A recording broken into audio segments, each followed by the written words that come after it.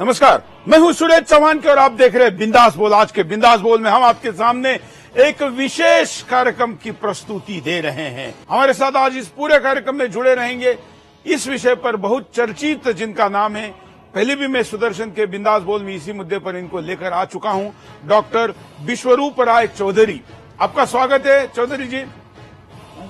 Doctor साहब, इस वक्त कंट्रोवर्सी के तौर पर भी कुछ लोग कह रहे हैं कि डॉक्टर साहब जो बोल रहे हैं इसका क्या तथ्य है, क्या सत्य है, तो हमने कहा कि हम टेलीफोन लाइन खोल देंगे। आज डॉक्टर साहब को आप सीधे पूछ सकते हैं, जिनका दावा है कि इसके पीछे चाइना की क्या चाल है। और आज के एपिसोड में हम इसका विज्ञान, हेल्थ विज्ञान, इसी मुद्दे पर बात करेंगे। अगले 5 एपिसोड में हम अलग अलग मुद्दे लेंगे, लेकिन आज के, क्योंकि इसमें डॉक्टर साहब खुद उपस्थित है। पिछले एपिसोड में आपने देखा था कि भारत के बायोलॉजी के रिसर्च के हेड ही आपके सामने मैंने लेकर आए थे, और आज डॉक्टर विश्वरूप राय चौधरी जी आपको इस मुद्दे पर प्रकाश डालेंगे, रखेंगे आपके सामने की वास्तविकता कोरोना क्या है। डॉक्टर साहब, पहले तो ये कोरोना क्या है, और क्या ये कोई ऐसा नया प्राणी है जंगल में या दुनिया में कि जो पहले था ही नहीं और अचानक आ गया, और शेर भी इसके सामने कुछ नहीं है, ना हाथी है, ना जंगल का कोई और प्राणी है, या प्रकृति का कोई और घटक है? क्या है कोरोना? देखिए, मैं आपको आधे मिनट में 30 सेकंड में समझाता हूं। साइंस के मुताबिक कोरोना वायरस के जो एंसेस्टर्स हैं, पूर्वज जिसे बोलते हैं, वो इस धरती में 55 मिलियन ईयर्स पहले आ चुके थे। 55 मिलियन मतलब इंसान से ही पहले आ चुके थे। और जिस रूप में कोरोना वायरस को आज देखा जा रहा है, इस रूप में भी 10,000 साल पहले ऑलरेडी आ चुके थे। नंबर 1। नंबर 2, यूएस के सेंटर ऑफ डिजीज कंट्रोल के साइट में जाइए, उन्होंने अभी भी जारी किया पिछले हफ्ते, और वो जारी कुछ ऐसे किया, उन्हीं के शब्दों में, most people in their life time get infected with one or more kind of these kind of viruses, right? तो इसका मतलब ये बोलना चाह रहे हैं कि बचपन से अभी तक आपको हजारों बार फ्लू हुआ, उनमें से कभी ना कभी कोरोना वायरस की वजह से भी फ्लू हुआ। लेकिन आज आप ये शो देख रहे हैं, इसका मतलब आप जिंदा हैं, इसका मतलब आप वो जंग जीत चुके हैं, कोरोना वायरस वाला भी। फर्क सिर्फ इतना है कि उस वक्त आपको नहीं पता था कि जंग के साथ जो जिससे जंग कर रहे हैं वो कोरोना वायरस है, और आज आपको पता है कि वो कोरोना वायरस है। तो कोरोना वायरस एक सिंपल वायरस है, इसका नाम आप लीजिए फ्लू वायरस, जो कि हर साल जो कॉमन कोल्ड होता है, फ्लू होता है, बिल्कुल वैसे का वैसा, उससे जरा भी अलग नहीं है। मतलब नया नहीं है? बिल्कुल भी नहीं। आप जितने पुराने, तो क्या नया वायरस आता ही नहीं, या वायरस आते रहते जाते रहते, कैसे? मतलब इसी वक्त कोरोना का कहर कैसे है? हाँ, अच्छा, ये मैं इसका एक सवाल पूछता हूँ, क्या नए इंसान आते हैं? नए प्रजाति इंसान की आती है? आपका जवाब क्या होगा? आपका जवाब जो भी होगा, मान लीजिए कोरोना वायरस के लिए भी वही है, या वायरस इटसेल्फ के लिए वही है। वायरस इस दुनिया में हमसे पहले थे और हमारे साथ हैं, और शायद हमसे बाद भी रहेगा। इंसान रहे ना रहे मैं बता नहीं सकता, लेकिन वायरस रहेगा। और इस वक्त जब मैं बात कर रहा हूं, हो सकता है कि यहाँ भी कोरोना वायरस हो। ऐसा नहीं कि वो कहीं से चल के यहाँ तक आ गया, वो तो आपके साथ ही है। तो ऐसा कुछ, लेकिन फिर विदेश से आने वाले लोगों का ही क्यों डिटेक्ट हो रहा है? क्योंकि विदेश से जो लोग आ रहे हैं उन्हीं का टेस्ट कर रहे हैं, राइट। इसीलिए मैं एक एक्सपेरिमेंट आप कर सकते हैं। आप टेस्ट किट लीजिए, पीसीआर टेस्ट, RT-PCR जिसे बोलते हैं, और किसी भी रैंडम हेल्दी 100 लोगों का टेस्ट कराइए। 100 में से एक को बता देगा कोरोना वायरस का पेशेंट है। अच्छा, आपको कितने पेशेंट चाहिए? आपको 100 पेशेंट चाहिए, तो 100 पेशेंट चाहिए तो आपको 100 पेशेंट के लिए 10,000 लोगों पे टेस्ट करना पड़ेगा। 10,000 हेल्दी लोगों पे टेस्ट करेंगे तो 10,000 में से 100 लोगों को बता देगा ये कोरोना वायरस। तो ये आपके पहले क्यों नहीं निकला था? हाँ, ये जो टेस्ट है ये बनाई अब है, डायग्नोस्टिक मतलब किट ही अब तक नहीं थी ये, that is a new one. Yes. तो क्या ये प्रोपेगेंडा किट को बेचने के लिए तो नहीं है? किट तो एक बहुत छोटी सी बात है। हाँ। इसके आगे वैक्सीन आएगा। अभी देखिए जो डर का माहौल है। हाँ। इस मान लीजिए आप जो दर्शक सुन रहे हैं, अचानक अभी अनाउंस हो जाए कि इसका वैक्सीन आ गया है, आप में से कौन है जो वैक्सीन 10,000 रुपए में नहीं करेगा? मुझे लगता है कि करोड़ों लोग करेंगे, करोड़ों लोग। और वो तो छोड़िए, भारत सरकार भी बहुत सारा पैसा देके वैक्सीन फ्री में भी ले लेगी अपने जनता के लिए, फ्री में देने के लिए, और हमारे टैक्स के पैसे से। तो डर का व्यापार है। आप डरा डरा के हम कुछ भी बेच सकते हैं, बस इतनी सी बात है। किट तो एक मामूली सी चीज है। हालांकि किट के लिए भी सरकार ने, भारत की सरकार ने करोड़ों रुपए दिए तब जाके किट आए। और जो गरीब देश देखिए, जाम्बिया है, मंगोलिया है, नमीबिया है, वहां पे कोरोना वायरस क्यों नहीं है? वहां इसलिए नहीं क्योंकि उनके पास किट खरीदने का पैसा ही नहीं है। तो अगर कोई मर भी रहा होगा कोरोना से तो भी पता नहीं कि वो उससे मरा है। हाँ, और ऐसा ही मैं बोल रहा हूँ कि बचपन से आपने जितनी बार फ्लू हुआ है, एक छोटे बच्चे को हर साल 6 बार फ्लू होता है। एक बड़े आपकी तरह हमारी तरह जो लोग हैं साल में 1 बार फ्लू होता है। तो हम हजारों बार फ्लू से गुजरे हैं और उनमें से कभी ना कभी वो कोरोना वायरस का भी फ्लू था। फर्क सिर्फ इतना, तब ये नहीं पता था कि उसका नाम कोरोना वायरस है। That's all. अभी चाइना में एकदम से इतनी मौतें होने लगी और अब तो एकदम शांत हो गए। अब तो वहां पर स्कूल भी खुल रहे अगले हफ्ते से। जिस शहर में ये हुआ था उस वुहान में भी अब सब कुछ सामान्य है। मॉल खुल चुके हैं, सड़क पर चहल पहले, ऑफिस खुल चुके हैं। वहां से ही एक व्यक्ति को हमने लाइव लिया था, उसने कहा कि अगले हफ्ते से स्कूल भी खोलने। तो ये गया कहां फिर? ये बड़ा इंटरेस्टिंग है, ये बड़ा मजेदार है। मतलब अगर ये मरता नहीं है तो फिर ये गया कहां? ये बड़ा ही इंटरेस्टिंग है। मैं आपको 15 सेकंड में 3 फैक्ट बताता हूं। पहली बात, दुनिया में सबको पता है चाइना सिर्फ एक ऐसा देश है जो अपनी अंदर की बात बाहर की दुनिया को पता नहीं लगने देता। अभी तक गूगल को झांकने तक नहीं दिया चाइना में, फेसबुक को एंट्री नहीं करने दी और अपना ही फेसबुक गूगल बना लिया ताकि चाइना के अंदर क्या हो रहा है बाहर किसी को खबर ना हो। यहां तक कि वहां के जो रिसर्च पेपर है वो चाइनीज में छपते हैं ताकि कुछ हवा ना लगे।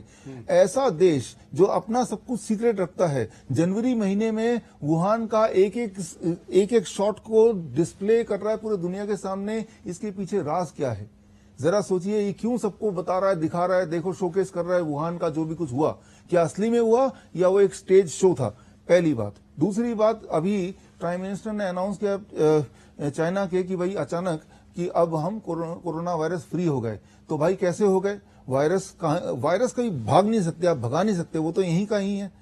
राइट, आप दरवाजा बंद कर देंगे, वो कोई मक्खी मच्छर नहीं है कि वो भाग जाएगा। राइट, आपके बॉडी भी 90% बैक्टीरिया वायरस के बने। 90%, 10% सेल्स आपके हैं। आप जब मरेंगे 10% सेल्स ही मरेंगे, बाकी 90% तो वायरस है, बैक्टीरिया है, पैथोजन है, माइक्रो ऑर्गेनिज्म है, वो यहां से ट्रेवल करके बॉडी से किसी और जगह जाएंगे।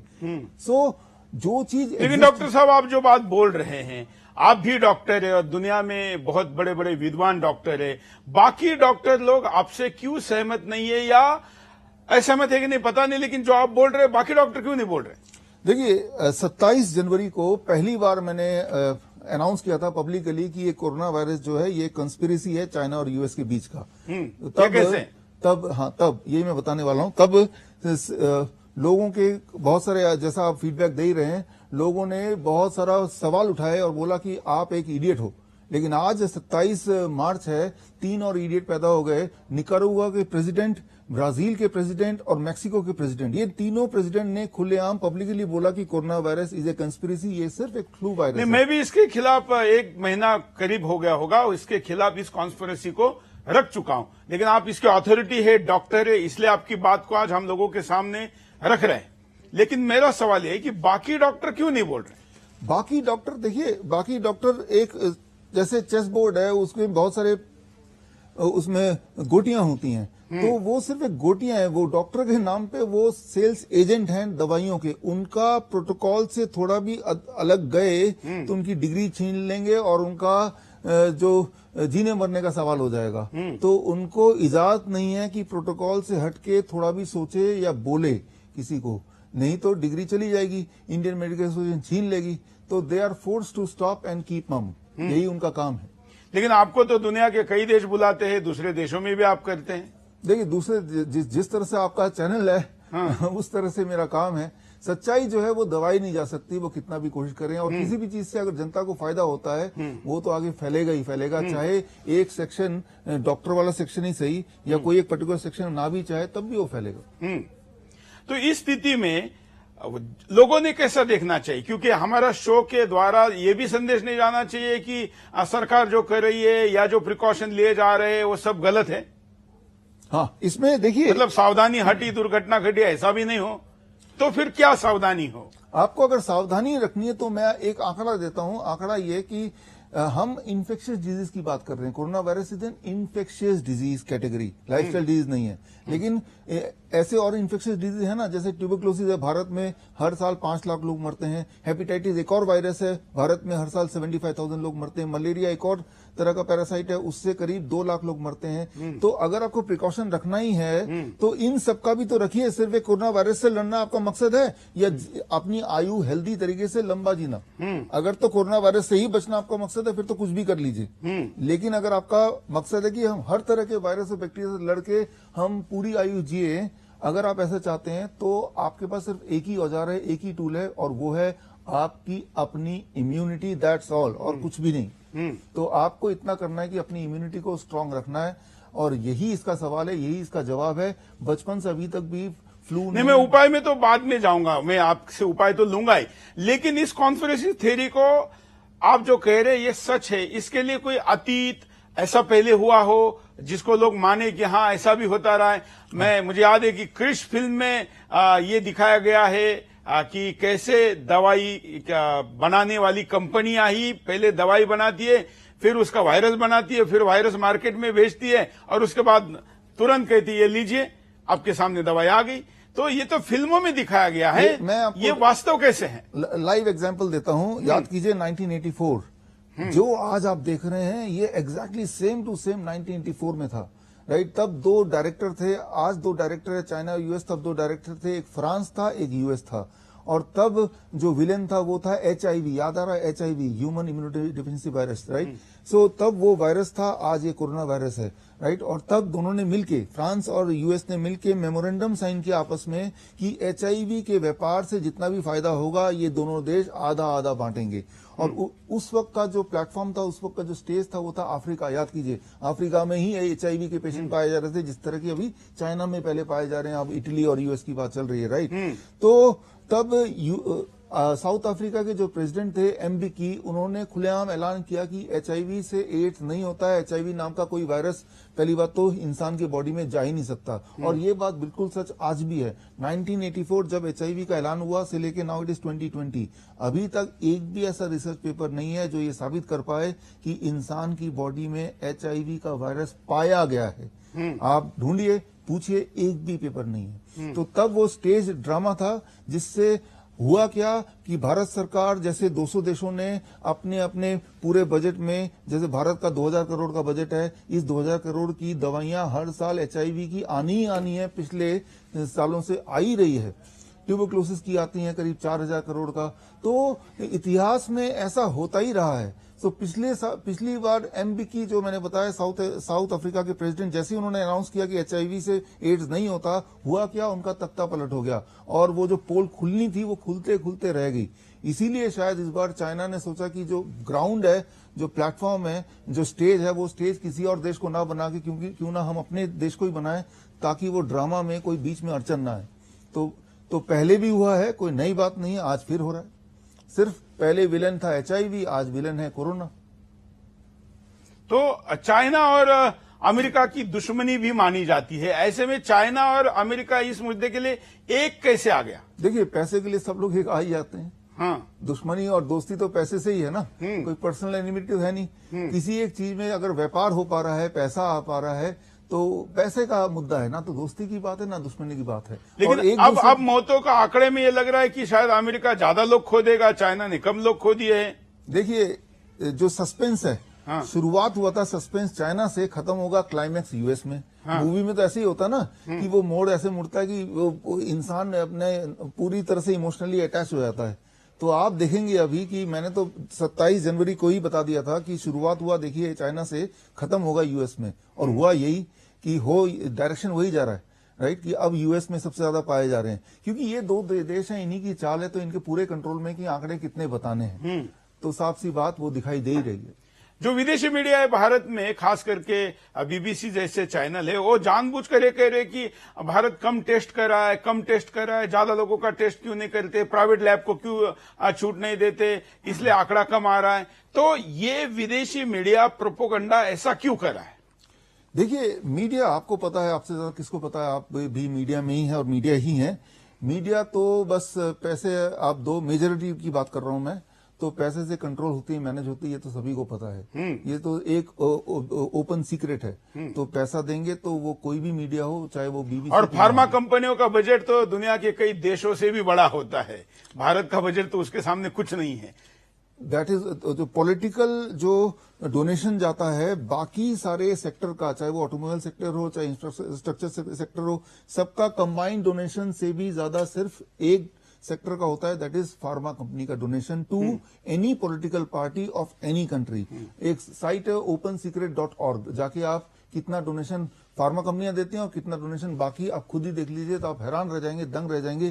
ये जो पॉलिटिकल पार्टी है, चाहे वो किसी भी देश का बात कर लें, वो आज जो खड़ी है उसके पीछे जो बैकिंग है पावर का, मनी का, वो पावर बैकिंग कहां से है? फार्मा कंपनी से है। तो जाहिर सी बात है उनको कभी अपोज बिल्कुल, भारत में तो स्थिति नहीं आई, लेकिन यूएस में ओपनली कहा जाता है, दुनिया के कई देशों में ये स्थिति है। भारत में भगवान करे ऐसा ना आए, लेकिन इस वक्त पूरे दुनिया पर ये प्रेशर है। तो जब हम ये कहते हैं कि इसके पीछे लॉबिंग है, इसके पीछे कुछ ऐसे ताकतें हैं, तो फिर जो देश, ये जो प्रधानमंत्री ईमानदारी के साथ अपनी जनता को बचाने लगे हैं, उनको कैसे देखेंगे? देखिए, ऐसा ही हो रहा है। मैंने अभी थोड़ी देर पहले बताया, जैसे ब्राजील के जो राष्ट्रपति है जायरो बोल्सोनारो, जैसे ही उन्होंने ऐलान किया कि भाई ये एक फ्लू वायरस है, अगर मुझे कोरोना वायरस हो गया तो चिंता मत करना, 3-4 दिन में मैं ठीक हो जाऊंगा और कोई भी ठीक हो सकता है, तो गले मिलिए, रेस्टोरेंट जाइए। अभी 3 दिन पहले का उनका, और जैसे ही ये बोला, अब ये देखने में आ रहा है कि उनका तख्ता पलट कभी भी हो सकता है। तो आप यही देखें कि किसी ने अगर मुंह खोला तो जैसे एमबीकी का हुआ साउथ अफ्रीका के, वही हर्षद हो सकता है। इसीलिए सोचते हैं कि पहले अपनी गद्दी बचाओ, बाद में हम कोरोना या इसके कॉन्स्पिरेसी को देखेंगे। बिल्कुल, लोगों में डर है और ऐसी बातों के खिलाफ बोलना भी, बहुत से लोग तो इसलिए भी साहस नहीं करते कि उनको लगता है कि अरे पूरी दुनिया जब एक तरफ बोल रही, 600 करोड़ लोग एक दिशा में बोल रहे, तो हम उसमें अलग बोलेंगे तो शायद हमारी निंदा होगी, हमारा अपमान होगा, फलानी चीजें होगी। लेकिन हमने तय किया है कि हम मीडिया में आए ही इसलिए है कि सत्य के साथ लोगों के सामने बिंदास बात रखनी है। और जैसे ही हमको लगा कि इस बात में भी सोचने में क्या हर्ज है कि कॉन्स्पिरेसी थ्योरी भी इसके पीछे हो सकती है, बल्कि इसकी ही संभावना ज्यादा लगती है, तो फिर हमने ये आपके सामने लाने का प्रयास किया। मैं दर्शकों को भी कहूंगा कि डॉक्टर साहब हमारे साथ है, मैं भी आपके सामने लाइव हूं, और अगर आप भी कुछ प्रश्न पूछ सकते हैं तो हमारे नंबरों पर आप कॉल कर सकते हैं, अपनी बात को रख सकते हैं, प्रश्न पूछ सकते हैं। प्रश्न आपका हमारे विचारों से सहमत वाला ही हो ऐसा जरूरी नहीं। मैं हमेशा कहता हूं कि बिंदास में लोकतंत्र है, आप हम जो कह रहे हैं इसके विरुद्ध भी अगर आपको कुछ कहना है तो कह सकते हैं। कॉलर के पास भी जाएंगे, आपकी बात भी रखेंगे। स्क्रीन पर नंबरों पर आप कॉल कर सकते हैं। कॉलर के पास चलते हैं। जय हिंद। जय हिंद सर। बोलिए सर जी, मैं भाग सिंह पंजाब से बोल रहा हूँ सर। बोलिए सर जी, पहले सुरेश जी आपको नमस्कार, मैं आपको सलाम करता हूँ, सैल्यूट करता हूँ। मैं आपको बहुत बड़ा फैन हूँ आपका मैं। और विश्वरूप चौधरी जी आपको नमस्कार करता हूँ, क्योंकि ये जो बातें आप बता रहे हो, मेरे को लगता है कि इसमें भारत में बहुत से लोग जानते हैं, लेकिन वो आगे आने की हिम्मत नहीं कर पा रहे हैं। जो हिम्मत आप लोगों ने दिखाई है, उसके लिए सैल्यूट करता हूँ सर मैं आपको। धन्यवाद, धन्यवाद। अगले कॉल के पास चलते हैं। हम कहेंगे कि आप हमारा केवल उत्साहवर्धन मत करिए, आप तो जानते हैं कि वो हमारे पास बहुत ज्यादा है, लेकिन आपके प्रश्न अगर हैं या आप हमारी बात को जोड़ना चाहते, इसमें एड ऑन करना चाहते हैं, एडिशन करना चाहते हैं, तो जरूर कॉल करिए। अगले कॉलर। जय हिंद। बोलिए क्या कह रहे हैं? प्रश्न मैं उदयपुर राजस्थान से बोल रहा हूँ। हाँ, ये अभी डॉक्टर चौधरी जो बोल रहे हैं कि भाई ये नॉर्मल वायरस है, तो इटली में इतने लोग एक साथ कैसे मर गए, इसका जवाब मांगिए। बताइए। इसका जवाब मैं देता हूं, ध्यान सुनिए जवाब। देखिए, इटली में हर साल आप आंकड़े देखिए पीछे का, जैसे 2015, 2016, 2017, 18, 19, हर साल इटली में इन्फ्लुएंजा लाइक इलनेस ILI एक अम्ब्रेला है, उसके अंतर्गत 20 से 25 हजार लोग मरते ही मरते हैं हर साल। इन्फ्लुएंजा लाइक इलनेस से 20 से 25 हजार लोग मरते हैं एवरी ईयर, राइट। और ये जो वायरस है, ये वायरस भी उसी कैटेगरी में आता है। और अभी इटली का जो नंबर है 8,500 है, और इस साल के अंत तक आप देखिएगा 20-25 हजार के अंदर ही कहीं ना कहीं होगा। और ये कोई नई बात नहीं है। नया बात सिर्फ इतना है कि इस बार उसको टीवी में दिखाया जा रहा है, देखो भाई इंसान मर रहा है, जबकि ये तो हर साल मरते हैं। ठीक उसी तरह से यूएस में इन्फ्लुएंजा लाइक इलनेस, याद रखिए ILI इसे शॉर्ट फॉर्म में बोलते हैं, उससे 60,000 लोग हर साल मरते हैं एवरी ईयर, राइट। लेकिन इस साल जो मरने की आंकड़े को टीवी में फ्लैश किया जा रहा है, आपके सामने डिस्प्ले किया जा रहा है, इस तरह से पेश किया जा रहा है जैसे पहली बार हो रहा है, राइट। याद रखिए, इटली के जो अधिकतर जनसंख्या है वो बूढ़े हैं, भारत के अधिकतर जनसंख्या जो है वो यंग है। तो जिस तरह की इन्फेक्शियस डिजीज इटली में होती है, उस तरह की इन्फेक्शियस डिजीज भारत में होने के चांसेस बहुत बहुत कम है। तो इटली इसलिए भी यहाँ का मौतों का आंकड़ा कम है, ऐसा है। हाँ, इसलिए भी कम है। और जो इटली में हो रहा है वो कुछ नया नहीं हो रहा है, नया सिर्फ एक हो रहा है कि इस बार आपको बताया जा रहा है देखो ऐसा हो रहा है, और कुछ भी नया नहीं है। चलिए अगले कॉलर के पास चलते हैं, उनसे बात करते हैं। जय हिंद। जय हिंद सर। बोलिए। जी सर, रायपुर से अर्जुन सिंह चौहान बोल रहा हूँ मैं। हाँ हाँ। जी सर, मैं बहुत ही एनालिसिस करता हूँ, डिफेंस में मेरा बहुत इंटरेस्ट रहता है क्योंकि। हाँ हाँ। और जहां तक के सर मैंने एनालिसिस किया पर्टिकुलर इस वायरस के बारे में अगर हम बात करें तो पहले एक वायरस सन 2015 के पहले भी फैला था जिसका MERS नाम था। हाँ। वो भी एक कोरोना का ही सिम्टम्स रहते थे उसमें, उसके बाद उसको कोरोना नाम दिया गया, जैसे कि सर मैंने एनालिसिस किया है। और सर ये बायोलॉजिकल वेपन है एक तरीके का, मतलब जितना मैंने इसके बारे में पढ़ा है, ये एक तरीके का जैविक हथियार है जिसको चाइनीज मिलिट्री ने डेवलप किया था, जो कि वॉर बैटल एरिया में यूज करने के लिए बनाया गया था। ऐसा कोई उनकी डॉक्यूमेंट्री है, उसमें पूरा डॉक्यूमेंटेशन है सर, वो मैंने पूरा पढ़ा हुआ है ना। ये चीजें अभी निकल के आएंगी। लेकिन सर मैं डॉक्टर साहब से ये पूछना चाहता था कि ये जो पर्टिकुलर वायरस है, इसको जो कंटेन करने के मेजर्स लिए जा रहे हैं हमारे द्वारा, ये इनफ है? ये देखिए, ये जो वायरस है, जैसे मैंने अभी ऑलरेडी बताया कि एक फ्लू वायरस है, और ये एक ऐसा वायरस है जो ऑलरेडी बचपन से हमारे साथ ही रहता है। तो इसको कंटेन करने के लिए दरवाजा बंद करने की जरूरत नहीं, क्योंकि दरवाजा बंद क्या करेंगे, वो तो घर में पहले से ही है जैसे बाकी वायरस है, राइट। तो जो अभी आप देख रहे हैं, इसको मैं ऐसे देखूंगा कि ये एक ड्रामा चल रहा है, आपको हर वायरस से बचाव करना है, लेकिन बचाव का ये जो तरीका है, इस तरीके से कुछ होने नहीं वाला। ये बचाव का तरीका तब कारगर होता कि वायरस कहीं बाहर से आ रहा है और हम अपने दरवाजे को बंद पकड़ के खड़े हैं। लेकिन अगर दुश्मन हमारे घर के अंदर है और फिर दरवाजा बंद कर रहे हैं, तो कितना हमें उससे बचाव होगा, बस उतना ही बचाव आपको होने वाला नहीं। तो इसका मतलब फिर सोशल डिस्टेंसिंग क्या काम की है, मतलब ये गलत है? सोशल डिस्टेंसिंग बिल्कुल गलत है। क्यों? अब देखिए, सोशल डिस्टेंसिंग अगर करना ही है आपको, तो सिर्फ इन 21 दिन के लिए नहीं कीजिए, जीवन भर के लिए कीजिए। हाँ, मतलब आपका कहना है कि सोशल डिस्टेंसिंग अच्छी चीज है, जीवन भर के लिए कीजिए, क्योंकि जुकाम तो हमेशा से होता है ना। ये तो जीवन भर था ही, भारत में तो पहले भी ये चीजें थी। हाँ, तो जीवन भर हर एक को इतने दूर से मिलिए, किसी के पास मत जाइए, क्योंकि जीवन भर हर इंसान, मैंने बताया था, साल में एक आध बार उनको फ्लू होता ही है, तो वो डर तो हमेशा ही लगा रहेगा। तो आज 21 दिन में करके ऐसा क्या, हमेशा कीजिए ना फिर। तो मैंने लेकिन ये सब कुछ, उनका प्रश्न में उप प्रश्न ये था कि इस समय भारत सरकार के द्वारा जो मेजर लिए जा रहे या जो उपाय या जो सावधानी बरती जा रही, क्या वो पर्याप्त है? नहीं, उसकी जरूरत ही नहीं है। हाँ, पर्याप्त की बात ही नहीं है, उसकी जरूरत नहीं है। अभी तो जरूरत है अच्छी इम्यूनिटी के लिए, अगर भारत सरकार कुछ कर पाए तो that is the only thing required. क्योंकि जैसे मैंने बताया कि ऐसा कोई वायरस कहीं से आया नहीं है, ये पहले से ही है, पहले से ही है, बचपन से है आपके। जब बचपन में आप पैदा हुए थे तब से अभी तक वो वायरस आपके आसपास ही था, आपको कई बार बीमार कर चुका, आप कई बार ठीक हो चुके हैं, उसको आप जानते हैं, वो आपको जानता है। दोनों में दोस्ती भी है, दोनों में दुश्मनी भी है, वो म्यूचुअलिस्टिक तरीके से आपके साथ रहती आई है, हमारी इम्यूनिटी उसे पहचानती है। तो नीड नॉट टू वरी। ये जो किया जा रहा है, हो सकता है कि बाहर के दवाओं में WHO के प्रोटोकॉल को फॉलो करते हुए ये सब मेजर्स हैं, लेकिन इस मेजर्स का कोई रियल बेसिस, साइंटिफिक बेसिस नहीं है। ये तो सब कह रहे हैं कि इसका कोई उपाय नहीं है। अगर उपाय नहीं है, ये वायरस इसकी दवाई अब तक नहीं निकली है, तो फिर चाइना ठीक कैसे होगा? ये तो मेरा सवाल है ना, कि वहां गया कहां फिर अचानक? ये तो चाइना का ड्रामा है। आप देखिए, जब आप मूवी देखते हैं तो मूवी में कोई सवाल पूछना अलाउड नहीं होता, क्योंकि वो जो मूवी है उसमें कोई उसका हीरो आके बताएगा नहीं, उसमें सिर्फ आपको देखना होता है और देख के अपने आप को जोड़ना होता है। तो ये भी एक ड्रामा, एक मूवी है। मूवी में वो विलन आया और विलन को न जाने कैसे हीरो ने मार गिराया और विलन चला गया। हर मूवी में देखते हैं कि नहीं देखते हैं? तो इस मूवी में भी देख रहे हैं। तो इसमें सवाल पूछने जैसा कुछ है ही नहीं, क्योंकि ये लॉजिकल नहीं है, ये साइंटिफिक नहीं है, ये बस है। चलिए अगले कॉलर के पास चलते हैं। जय हिंद, बोलिए। हेलो, बोलिए। नमस्कार सर। क्या कहना है आपका? सर मैं ये कह रहा था, मैं जो फार्मा कल्टीगा वे बता रहे थे आप, चाइना और ये, हेलो, हाँ बोलते रहिए।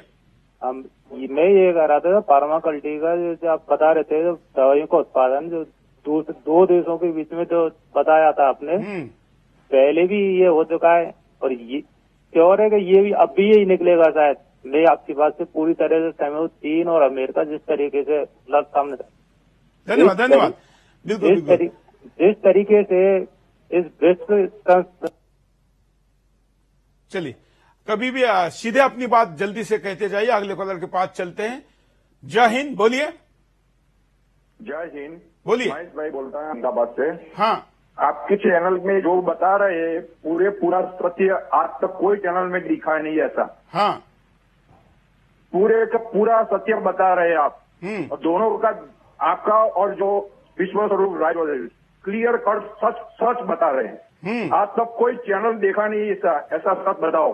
कायम ऐसे बता के रहो बस दुनिया में। तो सब मास्क इस वक्त ब्लैक में बेचे जा रहे हैं। मैंने तो मास्क नहीं लगाया, उसके पीछे का मेरा ये तर्क है कि मास्क उसको लगाना चाहिए जो बीमार हैं। राइट। या इसका वास्तविक क्या कारण है? देखिए, मास्क का सच्चाई मैं बताता हूँ व्यूअर्स, ये बहुत ही ध्यान सुने और आगे भी आप बताएं। ये रहा मास्क, राइट। फुल तो स्क्रीन दिखाइए।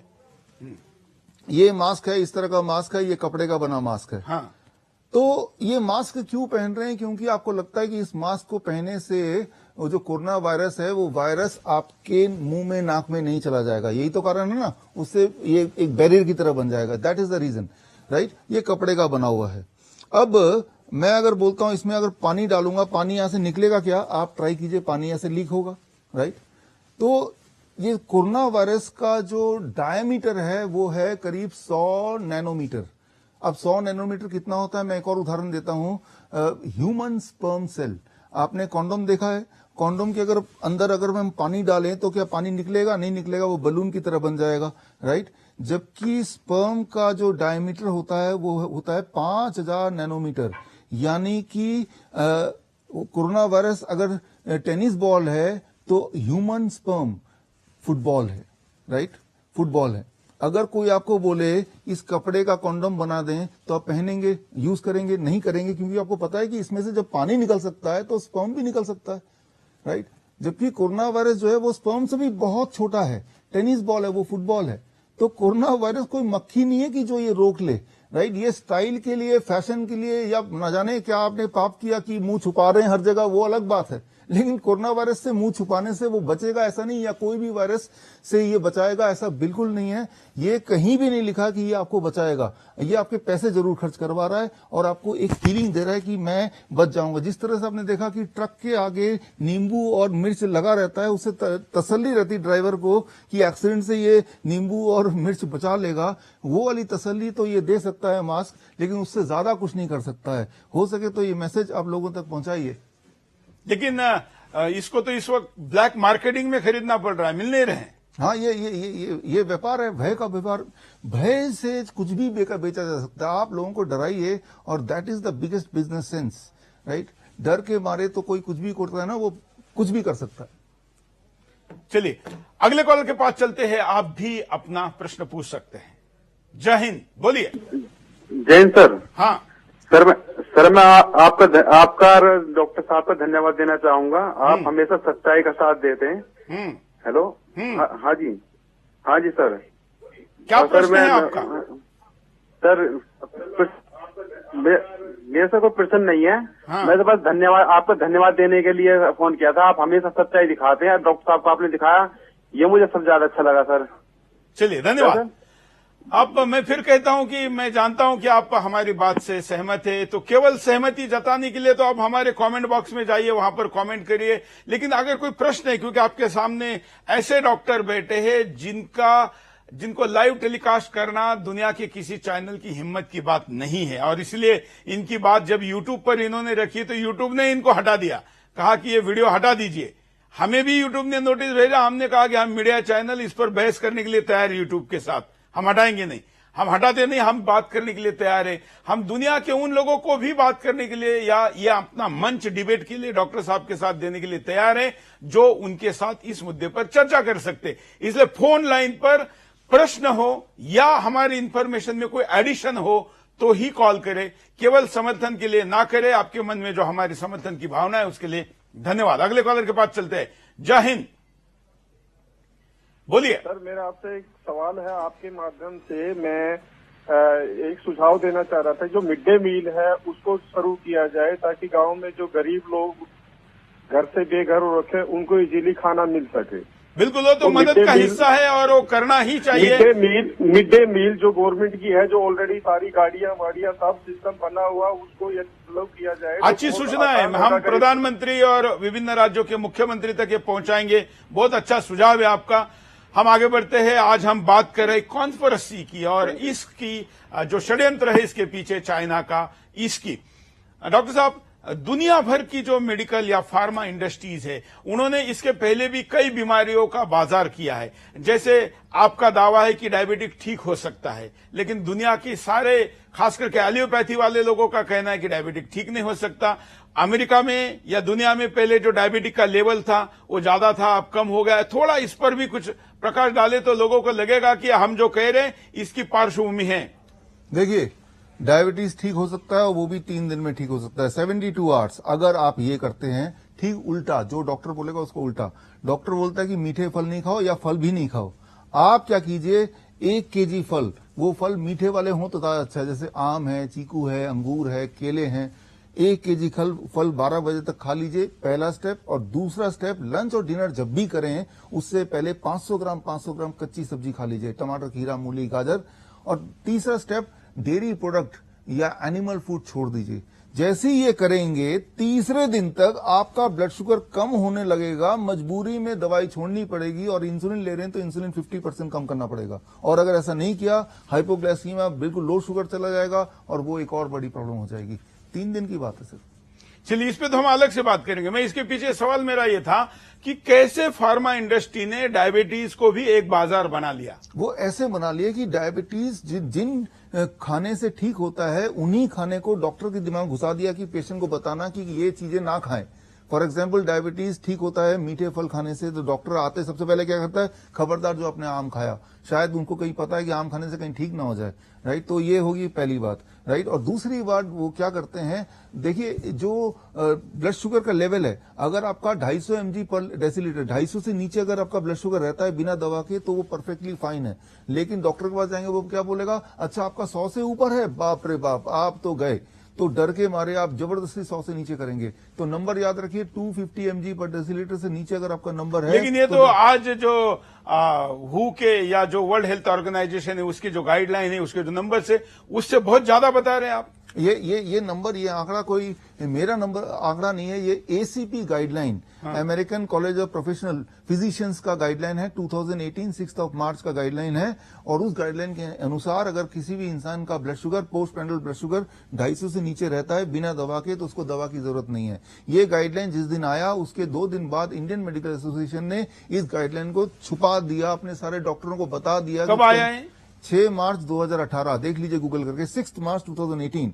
उसके 2 दिन बाद का अखबार देखिए, टाइम्स ऑफ इंडिया, ये सारे अखबार देखिए, उसमें ये आ गया कि इंडियन मेडिकल एसोसिएशन ने साफ चेतावनी दी सारे डॉक्टरों को, भारत के 10 लाख डॉक्टरों को, ये जो गाइडलाइन है ये पेशेंट तक ना पहुंचे, पेशेंट के पास नहीं पहुंचना, हम इस गाइडलाइन को नहीं मानते, छुपा दिया गया। हम उस पर भी कभी काम करेंगे, लोगों के सामने मुद्दा लेकर आएंगे। आज हम कोरोना के भय से ग्रसित लोगों का मनोबल बढ़ाने, और डरिए मत, दुनिया कोई डूबने वाली है, खत्म होने वाली है, ऐसा नहीं है। प्रिकॉशन तो लीजिए, वो तो जीवन भर लेना अच्छा है स्वस्थ रहने के लिए, यह हमारे भारतीय संस्कृति का हिस्सा भी रहा है। लेकिन आप समझिए कि दुनिया किस दिशा में कैसे लेके जा सकती है और भय का भी व्यापार कैसे हो सकता है। इसलिए डॉक्टर विश्वरूप रॉय चौधरी आपके सामने मुद्दों को रख रहे।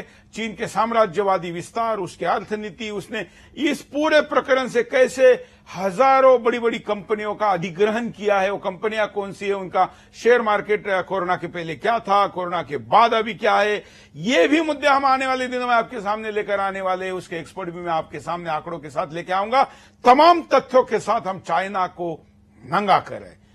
डॉक्टर साहब, आज आपने इस एपिसोड में जो मुद्दे कहे हैं, इसके साथ साथ और हम आगे क्या जोड़ सकते हैं लोगों के लिए कि जो हमने बातें रखी है इसको वो सपोर्टिंग हो? देखिए, यहाँ पे सपोर्टिंग बात तो ये है कि आप आंकड़े अगर देखते हैं तो जो टीवी में दिखा रहे हैं कि या मीडिया में जो दिखा रहे हैं कि इतने लोग मर गए, इतने लोग मर गए, फॉर एग्जाम्पल भारत की बात करते हैं, 20 लोग मर गए हैं कोरोना वायरस से, राइट, ऐसा बताते हैं। 20 का अभी तक हो सकता है 22 हो गया हो, या कल तक 25 भी हो जाएगा।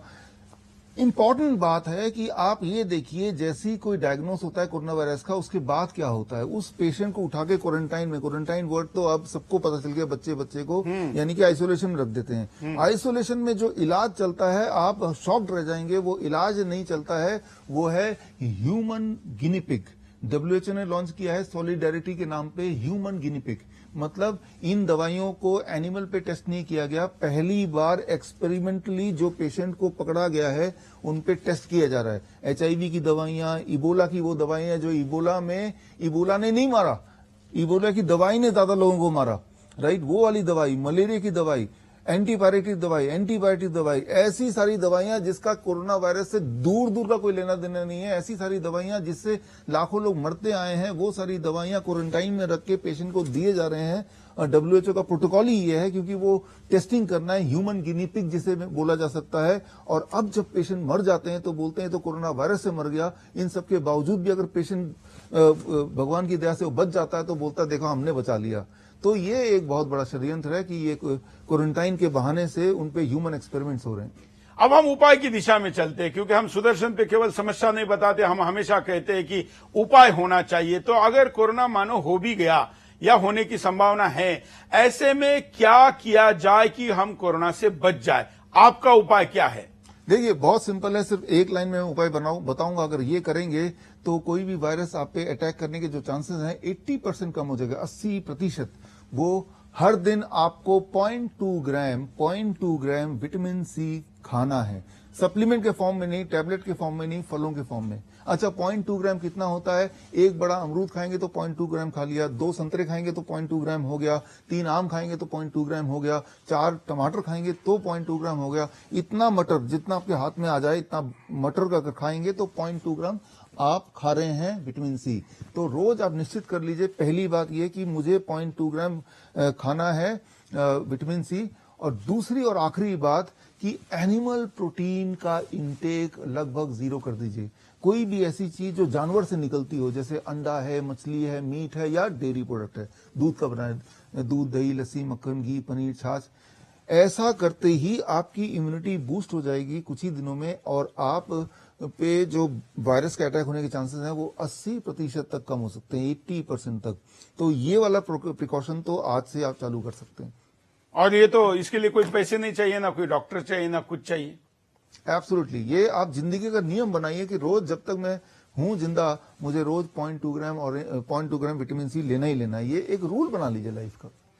तो जिस प्रकार से इस वक्त लोग घरों में बैठे हैं, ये तो हर कोई कर सकता है, ये तो सारे अवेलेबल चीजें हैं किचन में, ये सारी चीज अवेलेबल है और यही चीज से बच सकते हैं। दुनिया में और कोई दवा बनी नहीं है, ये मैं आपको बता दूं, जिससे आपकी इम्यूनिटी बूस्ट होती हो। There is no medicine for that. Medicine यही है, भगवान का बना हुआ दवा, विटामिन सी। जो इस वक्त हमारा भारत का जो आयुर्वेद है, उसको मुझे ये समझ में नहीं आ रहा है कि हमारा आयुर्वेद वाले इतने एक्टिव क्यों नहीं हो रहे, या वो भी इस भय में है कि हम बोलेंगे तो न जाने गवर्नमेंट क्या कहेगी, कौन सी राज्य सरकार क्या कहेगी, या मेडिकल इंडस्ट्री क्या कहेगी।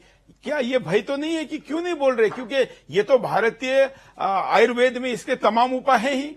देखिएगा, मैं आपको बता दूं, आज आपके इस चैनल में आया है, देखिएगा अगले 1 हफ्ते 10 दिन में वो बोलना शुरू कर देगी। वो बस कौन पहला कदम ले, बस शायद इसी चीज का इंतजार हो रहा था। अब पहला कदम ले चुके हैं, तो अब अगला कदम वो आने ही वाले होंगे। बिल्कुल, मैं भारत सरकार के आयुष विभाग को, आयुष मंत्रालय को भी आह्वान करता हूं, हमारे इतनी बड़ी पैथी विभिन्न प्रकार की, प्रधानमंत्री मोदी जी आने के बाद अलग से मंत्रालय बना हुआ है, बड़ा बजट दिया है, योग के इस मंत्रालय ने दुनिया में पहुंचाने में बड़ी भूमिका निभाई है, वो आगे आए और इस बार कहें कि हाँ, ये कोरोना वायरस पर भारत में पहले भी संशोधन हुआ है, या आगे भी हम इस पर काम कर सकते हैं, हमारे पास ये उपाय है। आज दुनिया के पास कोई उपाय नहीं, तो क्यों नहीं हमारा आयुष मंत्रालय आगे आकर ये कहें कि हिंदुस्तान के एक्सपर्ट्स, हमको भी एक्सपेरिमेंट करने दीजिए। आज अमेरिका ने उनके देश में जो दवाई निकली है, ऐसा वो कह रहे हैं, वो ह्यूमन बीइंग पर उसका टेस्ट करने के लिए छूट दी है। अब पता नहीं उसका वास्तविकता उपाय होगा नहीं होगा, उसके सिम्टम्स क्या रहेंगे, लेकिन आयुर्वेद के प्रयोग में तो किसी प्रकार का नुकसान होने की भी संभावना नहीं है, क्योंकि आयुर्वेद में एडिशनली फायदा ही होगा। तो क्यों नहीं आयुर्वेद को लेकर, या भारत के अन्य जो पैथी है उनको लेकर आयुष मंत्रालय आगे आए। हम आशा करते हैं कि सरकार इस पर गंभीरता से लेगी। विष्णुप्राय चौधरी जी, आयुष मंत्रालय इस वक्त क्या करे, ऐसा आपको लगता है?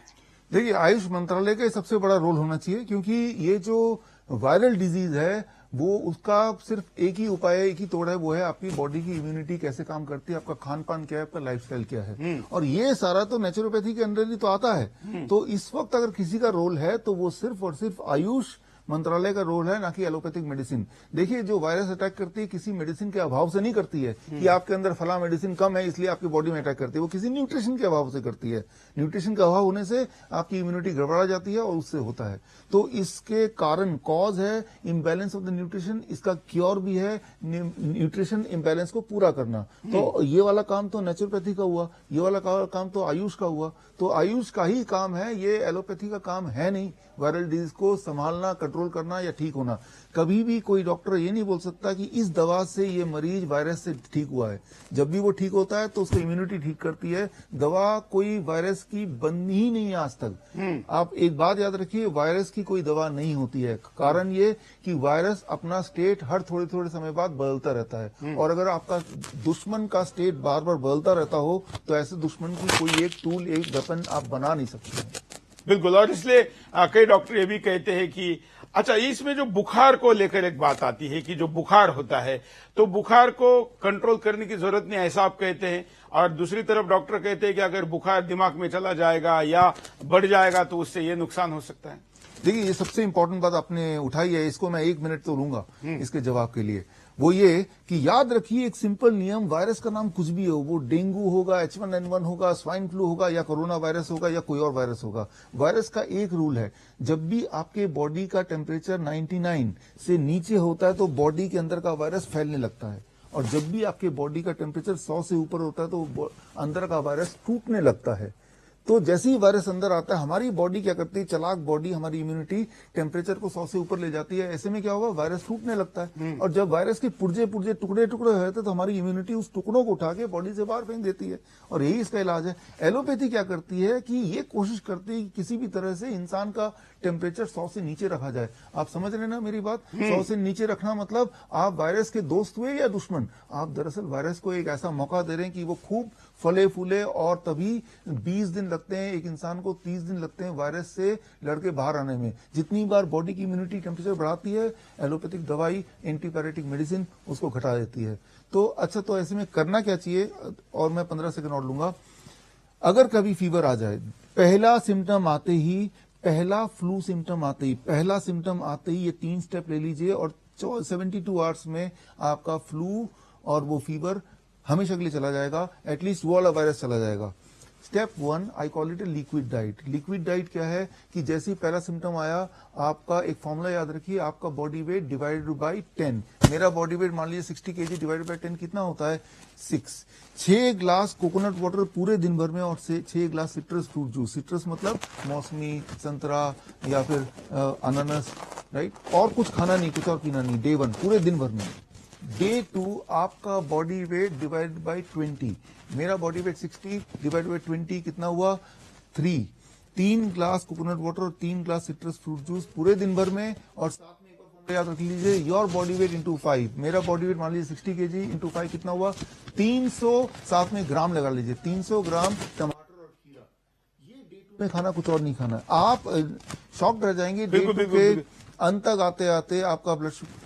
बिल्कुल। मैं दर्शकों को कहूंगा कि डॉक्टर साहब को इस बात को मैं दोहराने के लिए कहूंगा आपके पास दोबारा, आप अपनी, क्योंकि ये बात हिंदुस्तान में बुखार आना या दुनिया में बुखार आना बड़ी सामान्य बात है, लेकिन जब बुखार आता है तो लोग उसको दबाने में लग जाते हैं। जब डॉक्टर भी ये कहते हैं कि बुखार या आपका जो आपके अंदर बीमारी है, इस बीमारी को लोगों के सामने लेकर, मतलब टेस्ट करने में कम से कम 3 दिन चाहिए, जो 72 घंटे की आप बात कर रहे हैं। लेकिन वो लोग भी इतना धैर्य रखने के लिए तैयार नहीं, लोग तुरंत दवाई लेते, ये कहते कि आजकल वो चल रहा है ना, तो उसकी दवाई दे दो। तो जरा डॉक्टर साहब, बुखार के विषय में मैं कहूंगा कंट्रोल रूम को कि बीच में कुछ नहीं लिया जाए, केवल बुखार का शुरू से लेकर आप दोबारा रिपीट करिए, हमारे दर्शक इस बात को बड़े ध्यान से सुने। केवल जब बुखार आता है तो क्या करें? देखिए, सबसे पहले जैसे मैंने बताया कि बुखार आने का मतलब यह है कि आपके बॉडी में कोई वायरस या बैक्टीरिया घुस चुका है, और बुखार जब 100 से ऊपर होता है तो वो इसलिए होता है कि वायरस 100 से ऊपर टेम्परेचर में फैलता नहीं है, वो टूटने लगता है, जो कि बहुत अच्छी बात है और हमारी इम्यूनिटी उठा के बाहर फेंक देती है। ऐसे में जो ना करें वो ये ना करें कि गलती से कोई दवा लेके टेम्परेचर को घटाना नहीं है, क्योंकि टेम्परेचर घटते ही वायरस फैलने लगेगा। तो करना क्या है, 3 स्टेप डाइट आप लीजिए। Day 1 I call it liquid diet. जैसे ही पहला फ्लू सिम्टम आएगा, जैसे ही पहला बुखार का सिम्टम आएगा, थोड़ा भी बुखार लगेगा, आपको पहले दिन लिक्विड डाइट में फॉर्मूला है आपका बॉडी वेट डिवाइडेड बाय 10। मान लीजिए मेरा body weight 60 kg divided by 10 कितना होता है, 6। तो पूरे दिन भर में 6 ग्लास कोकोनट वाटर बड़ा ग्लास और 6 ग्लास ही पूरे दिन भर में सिट्रस फ्रूट जूस, सिट्रस मतलब ऑरेंज, पाइनएप्पल, मौसमी या केनू, लेकिन पैक्ड नहीं, फ्रेश ताजा। और पूरे दिन भर में सिर्फ यही 12 ग्लास पी के रहना है 60 kg पर्सन के लिए, कुछ और नहीं। पहले दिन ही आप देखेंगे आपका टेम्परेचर 102, 103 तक तो जाएगा, लेकिन उससे ऊपर नहीं जाएगा, इससे ऊपर नहीं जाएगा। और दूसरे दिन का फॉर्मूला याद रखिए, आपका बॉडी वेट डिवाइड बाय 20। मान लीजिए बॉडी वेट किसी का 60 kg डिवाइड बाय 20 कितना हुआ, 3। 3 ग्लास कोकोनट वाटर और 3 ग्लास ही सिट्रस फ्रूट जूस पूरे दिन भर में, प्लस एक और फॉर्मूला आपका बॉडी वेट इंटू 5। मान लीजिए बॉडी वेट 60 kg इंटू 5, 300 ग्राम लगा लीजिए, 300 ग्राम्स ऑफ टमाटर और खीरा, इतना ही आपका डाइट है। मैं बोलता हूं डे 2 डाइट को फ्लूइड डाइट।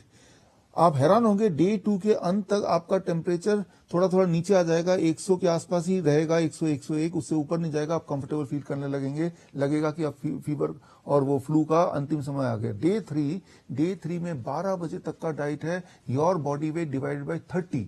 मान लीजिए 60 kg divide by 32, 2 glass coconut water और 2 glass of citrus fruit juice 12 बजे तक, बड़ा ग्लास मतलब 400 ml का।